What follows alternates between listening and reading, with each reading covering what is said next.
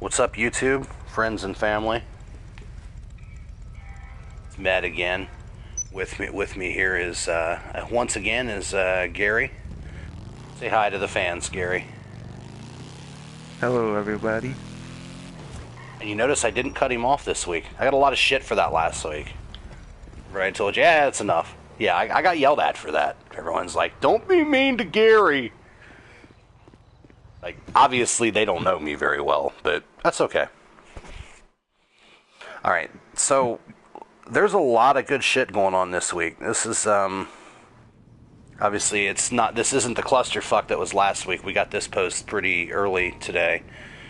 So we at least know what we're looking at. That's, one plus. But we've got, new contact missions. We've got new vehicles.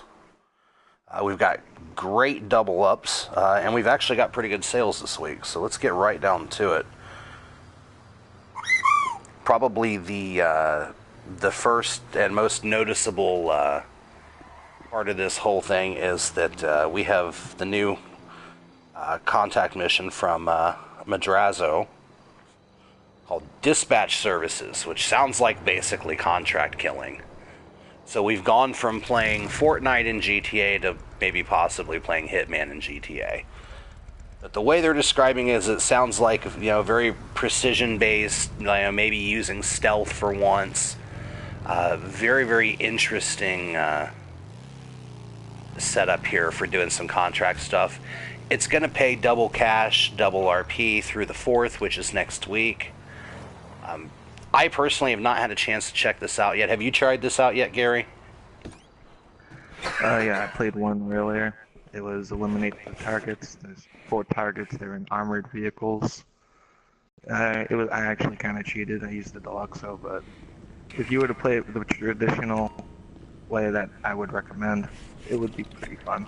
It would take teamwork, because there's 4 individual vehicles that are armored, so having said that, it would be entertaining and fun, and the payouts pretty good. I believe it was 25K. How long was the mission for 25K? I would say it'd be about 10-15 minutes traditional. For me, it was about 5. I just kind of flew Overwatch on my Deluxo. 25 grand every 10 minutes. That's 150 an hour. If you can do them in 10 minutes, that's actually kind of viable. That's viable income. That's actually not bad at all. What is it, 4 players total? Yeah, for that particular one I played it. Okay. I don't know, not sure if it varies, but the one that I played was indeed 4.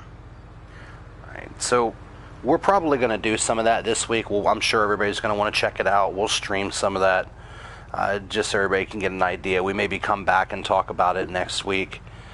Give you some general impressions, guidelines, how we feel about it. It sounds intriguing. I'm not really a big fan of the adversarial stuff in this game. There's a few that I'm okay with, but the missions are actually more kind of in my wheelhouse, so we'll definitely check into that. Alright, so in addition to the new Madrazo stuff, we've got double RP, double cash on Motor Wars and Trapdoor again. Which again, I'm not really a fan of either of those modes. I mean, Trapdoor's okay, but it's something. Obviously, I mean, if that's your thing, you can do that. That's great. I personally am going to favor, obviously, going with the new stuff because it's new and shiny, and everybody likes new and shiny. And then on the back side of things, and this is the part that we're like schoolgirl giddy over, we've got double cash RP on Smuggler's Run and Gun Running cell missions. So that's Hangar, which is completely a waste of time, and Bunker, which is absolutely not a waste of time. So those are going to double up. Full Bunker is going to pay you somewhere in the neighborhood of 2.1, 2.2 million this week, on about a $250,000 upfront investment. So paying almost 10 to 1 right now. Yeah, it's an absolute must if you don't own one. And if you do, definitely invest a lot of time into this week. And if you don't own one, this is a good week to buy one because bunkers and some of the upgrades for the bunkers are 40% off this week. Hangars and hangar workshops are actually half off this week. So if you own neither of those, this is probably your week to go ahead and jump in and get into that. We're just going to ride down to my bunker here real quick and take G-Man with me. Yeah. Alright, so in addition to that, we've got 2 new vehicles this week. We're going to come back, I'll pull these up here and show you on the stream. We have the Lampadati Michele GT, which I haven't driven it yet, but statistically it already doesn't look good. I pulled the raw files on it. I mean, it's lightweight. Lightweight can be a good thing if you like the lighter cars, if it's got enough downforce to support being a lightweight vehicle. The other car, and I don't know if this is just kind of a joke or if this is like serious, if anybody's going to actually do this, the Rune Cherburg, which almost looks like some like Ural car from like the motherland. Oh my. The stats are terrible. I mean, terrible on this car. Like, this is maybe like Issy level. Like, it's bad. But both of these vehicles are available at Southern San Andreas. The Lampadati is actually stupid expensive too, so we'll just go ahead and throw that part in there for you too while we're at it. Let me go ahead and pull these up for you real quick here.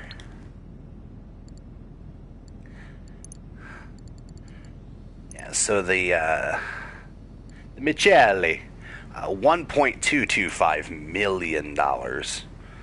I mean, I guess if you like cars that look like old AMCs, maybe this is kind of up your alley. Otherwise, I don't know. It actually kind of looks like a Ford Pinto with round headlights. Yeah. Either way, it certainly doesn't look impressive. It certainly doesn't look like it's worth the money. This Cherburg, though, this is comical. This is absolutely comical. Don't be fooled by the vehicle stats on this. It is not that fast. It's not even close to that fast.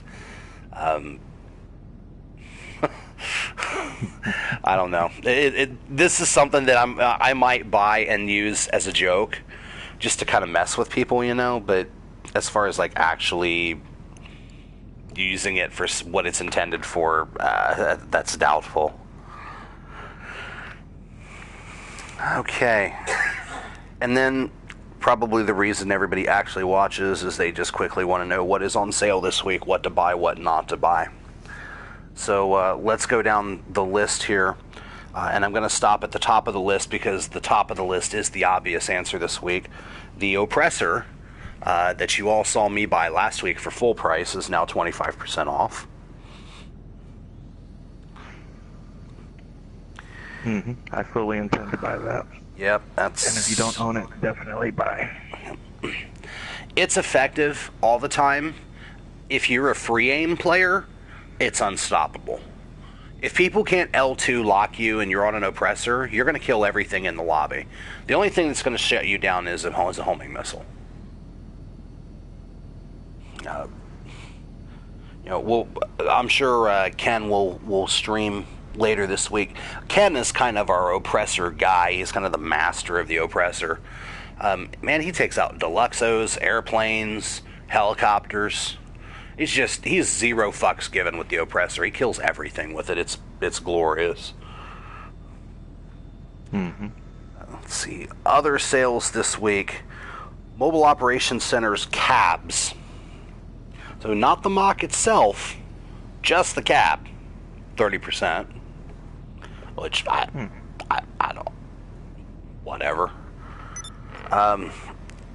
Probably the most interesting one on the list this week, the Pegassi Tesseract, 25% off.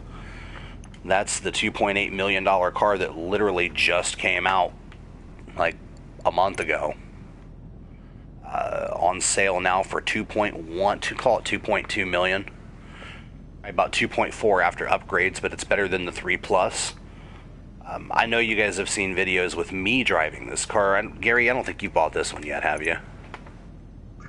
No, I usually don't pick up the newer cars unless they're proven on the racetrack. Yeah. And this one obviously is not proven on the racetrack because it's new and it has the handling flag and it's electric, so it has no top speed, and yeah, there's that. It is a good looking car. Kind of. I was just going to say, however, if you want a good looking car, something drive around the free roam, that's your car. I still, no shit, I still like the Tyrant over the Tesseract, even in the looks department. There's something about this car and that front glass that just drives me up the wall, man. It's like the front of the car is all glass. Like, it's all glass. That's true. So, I like the whole, exposed shocks. I love the wheels on the Tesseract. It's a good-looking car. It accelerates well. It just, I don't know. I mean, even at 2.1 million, I feel like there are better choices. There's a lot better choices, actually, at that price point. Yeah, I mean, if you don't have a lot to spend and you want something concrete, it's passable. But you can get better performance out of a Zentorno at 700-something thousand, $1 million upgraded. A Zentorno is going to do everything this car can do and then some. Yeah, and that's what I'm saying. You wouldn't want to pick this up unless you're either a collector or, you just want to show off. It's like, hey, look what I got. Which I'm not going to lie to you is exactly why I bought it. But, I came to my senses. I switched over to the Tyrant. And now that I'm driving other cars, I'm beginning to quickly discover that the Tyrant really isn't as good as I thought it was either. It seems like it lacks some acceleration. It's got good top speed. It handles okay. Of course, it's all subjective. When you drive a Wagner on a racetrack, nothing else is going to feel good enough. It's like when you drive the best and then you try to find something else. I don't know. I'm at the point, honestly, where if I had to recommend a supercar for free mode, I would probably still recommend a Zentorno, honestly. It's hard to get shot out of that thing. The back glass is non-existent. It's fast. It handles well. It's all-wheel drive. There's a lot to like there in a small package. You can whip it around town. It does well on the highway. At a price point, anyways. Obviously, I'm never going to say anything bad about the X80 Proto. And the Nero Custom's a good choice, too. I think those are all great cars for free mode. Yep. Very agreeable. Okay, next car on the list is probably the biggest disappointment in cars in the last 6 months. That's the Vapid Ellie, 25% off. Damn shame. Had some high expectations. If there was an award for best looking but worst performing car in the history of GTA, it's probably this car. Yep. I wanted that to be my Gone in 60 Seconds car, and it's more like Gone in an hour. 60 minutes, yeah. You're not gone in 60 seconds, you're gone in 60 minutes. Oh, shit. Thing's so slow it can't get out of its own way. It handles like a muscle car. Actually, the handling is not bad on it, to be honest. It's just so fucking slow. You can't, you're not going to be happy. I have one. It sits in my garage. I look at it. It's real pretty.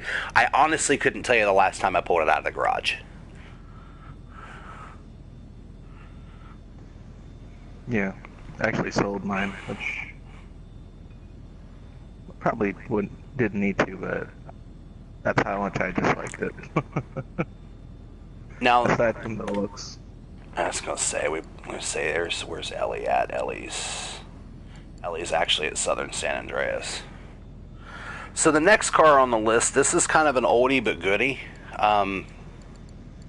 This isn't a car you're going to win a lot of races with, but if you want to have fun, this is a car that'll do it for sure. And that is the Progen Tyrus. That's one of the Cunning Stunts cars. Sits in the same pack as the ETR1, which is a personal favorite, and the RE7B, which is another personal favorite, actually. There's 3 really decent cars here. The Tyrus, out of those 3, is definitely the fastest of the 3.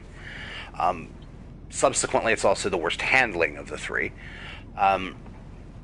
It's a good car. It's a good-looking car. You can remove the livery from this car. However, you cannot remove the sun strip across the top of the windshield. So no matter what color you make it, there's always going to be a Pisswasser logo on the windshield, which may not necessarily be a bad thing, but so it's a Pisswasser car. Normally $2.5 million, on sale $1.9. This is not a bad car, and it's not a bad-looking car. If you're a collector, this is probably a car worth having.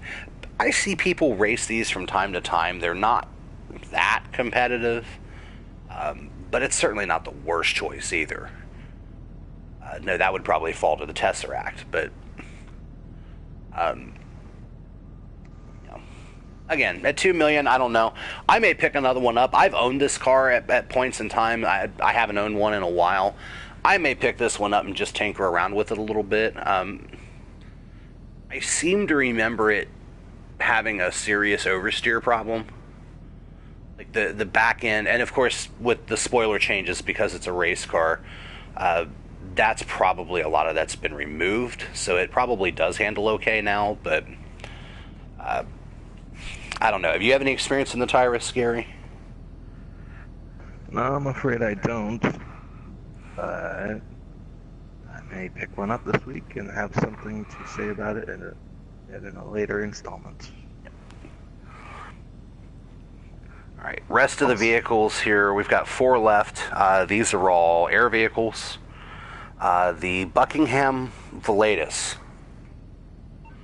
which is the kind of the dumbed down version of the Super Velido, or the Super Velido Carbon. The Velatus is a 4-passenger chopper. It is fast. It cannot take a hit, but it is fast. Personally, it's a good looking chopper. It's the one that's got the goofy looking blades on it that have kind of the L shape at the end. Here, we can pull that up actually. See, that of course is that Elitis. There it is, the Velatus. Yep, on sale $1.3 million. I mean, it's a good looking chopper. It's all like super stealthy looking and shit, but no, it's not anything that you're going to really use for any, I don't know, any real purpose other than it's a chopper. The other chopper that's on sale this week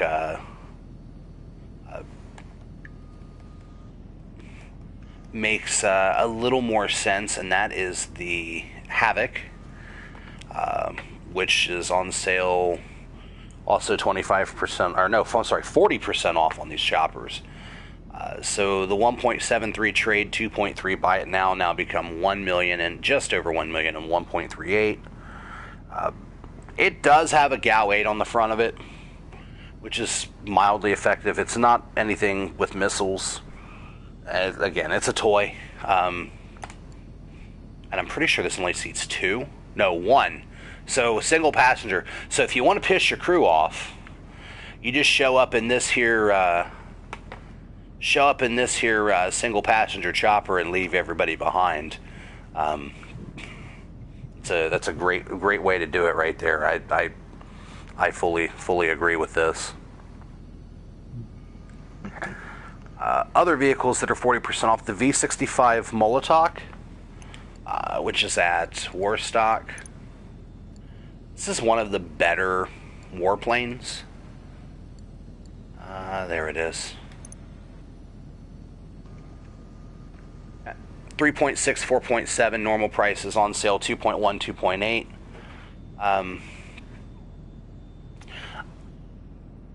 Not a bad plane, but there are better. And the better one is the last one that's on sale this week. Also 40% off. This is the deal of the week right here. If you don't buy this week, there is something fucking wrong with you. The Rogue is on sale for 40% off, which means that even without the trade price, you can now buy this plane for less than $1 million. Yep. With the trade price, you're under $750,000. This is the best handling plane in the game. It is a 2-seater. It does have a bomb bay. It does have countermeasures. It does have explosive chain gun on it.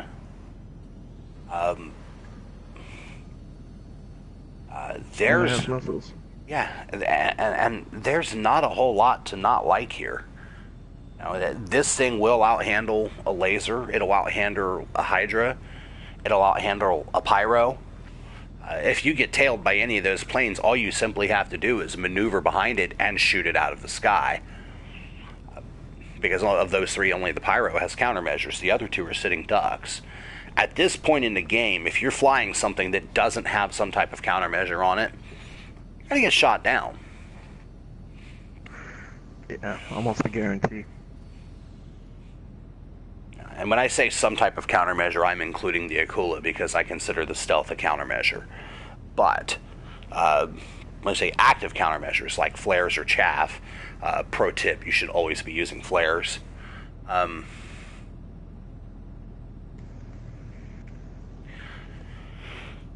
Yeah, so there's that. Actually, it's not entirely true. Chaff is actually better against ground-fired missiles.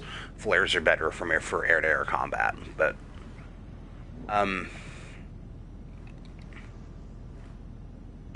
this is an absolute must-have. Of course, I think most of our crew already has this plane.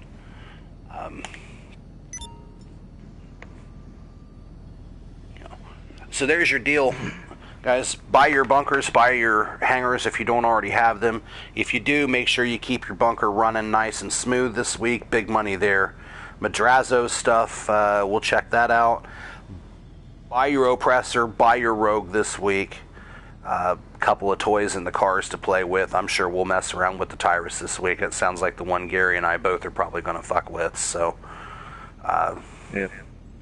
We'll maybe whip them out on the racetracks and maybe get a little head-to-head going. I said I have an Otarch. I know he has a Wagner. We'll maybe do a little comparison between everything just to show you kind of some live stuff. Yeah. But that's it for me. Gary, you got anything you want to add at the end? I think you about covered it. Although, as far as the Rogue goes, yeah, just adding like my 2 cents. I'm not a great pilot, but you don't have to be flying that. That thing almost flies itself. You just have to take off. Once you get in the air, you can maneuver, no problem. So yeah, definitely get a Rogue, whether or not you're a good pilot. The hardest thing that I've found with the Rogue, honestly, at this point, is trying to land the damn thing. I've never had a problem landing a vehicle, landing anything that flies, until I flew that. There's a learning curve because the thing's twitchy as hell when you upgrade it. If you go race handling in that thing and you haven't made adjustments to your sensitivity, your dead zones, your accelerations on your flying controls, you're going to be all over the damn place in that plane when you start out. Don't let that discourage you. Spend time in that plane. Get good in that plane. Because if you're good in that plane, you are unstoppable in free mode. Yeah, it's definitely a must-have, especially on sale. I think last week I picked it up. I'm not even mad that it's on sale. Because it is a must-have. Yeah, I'm kind of the same way, man. I bought it when it wasn't on sale, and I actually said a couple of weeks ago, I said, oh, it'll never go on sale because it's too cheap as it is. It's way too inexpensive for what you're getting in the package there. Great, at normal price, it's a great deal. And here I am once again eating my own damn words because Rockstar is Rockstar. So. Alright, so that's it for this week, guys. We hope you learned something. Hope it gets you out there, gets you motivated. Of course, if you're on PS4 and you want to look us up, we're here. Obviously, the usernames are right there. Of course, the crew's ass whoopings are us. Great name. You can find us on PlayStation Communities. You can follow me on Twitter, YouTube, in-game community. I don't care. Reach out to me. I don't hide everything. All the privacy stuff is there. If you want to message me directly, please feel free to. Otherwise, gentlemen, have a wonderful, wonderful week and make lots of money.